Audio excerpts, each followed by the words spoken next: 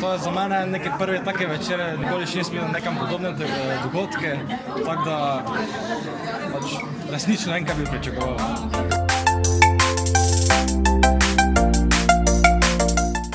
Jaz mislim, da bo danes kar zanimivo.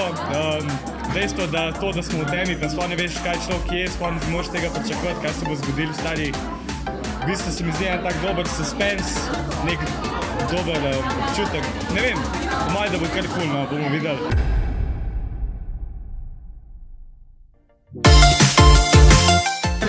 Super, no, nimaš občutka za čas, nimaš občutka, kje si, s kom si.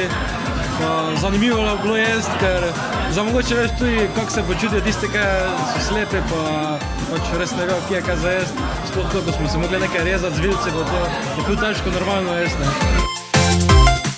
Top, stari, vsak, ki ni tega še doživel, mora to doživeti, ker je nekaj novega, nekaj frišnega.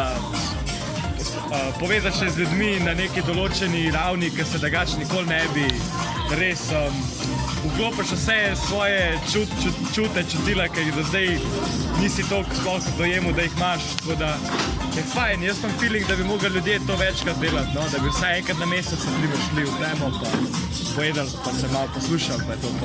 Tako da top izkušnja, še kdaj bom šel.